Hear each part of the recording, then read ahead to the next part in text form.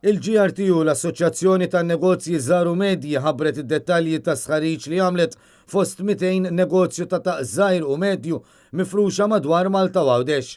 Negozji fil-Belt, il-Ħamrun, Taslima, Raħal Ġdid, Għawdex u lokalitajiet oħrajn li parteċipaw u jvarjaw fil-prodott li joffru minn ħwejjeġ sa' affarijiet tad-dar, teknoloġija u oħrajn. Il-punt prinċipali li ħareġ minn dan l-istħarriġ li ġie spjegat waqt konferenza tal-aħbarijiet kien li n-negozji qed jistennew li din is-sena imorru aħjar mis-sena li għaddiet f'dawk li huma profitti. Mill-istħarriġ joħroġ li l-Maltin jibqgħu l-konsumaturi li l-aktar jixtru meta mqabbla mat-turisti li jżuru pajjiżna u anke meta mqabbla mal-barranin li jgħixu f'pajjiżna. L-istħarriġ juru wkoll li żmien ta' festi jaffettwa l-beħ b'mod pożittiv l-aktar matul il-ġimgħa tal-miliet. Jissemma kif il-Black Friday weekend beda jaffettwa wkoll iċ-ċifri b'mod pożittiv.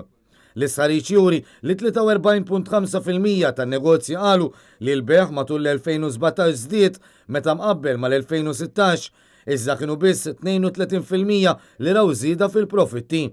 Il-GRTU spjegat ukoll li minn dan is-survey joħroġ ukoll li min ħaddem qed isib problema biex isib biżżejjed ħaddiema li jkunu mħarġa. Aspett negattiv li qed jesperjenzaw u traffiku li qed jaffettwa l-prodott jew servizz li joffru, in-nuqqas ta' infrastruttura li għandu l-pajjiż, is-sistema tal-punti tas-sewqan li qed taffettwa lil min jaħdem bħala xufier jew bħal pereżempju delivery persons, barranin li qed ibjaw prodotti b'mod illegali u nuqqas ta' nfurzar mill-awtoritajiet.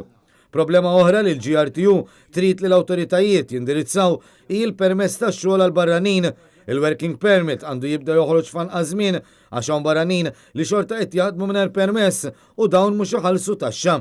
Hawn il-GRTU semmiet kif trid li flimkien ma' unions oħra taħdem fuq business register biex ikunu jafu kemm hawn negozji u x'joffru dawn in-negozji.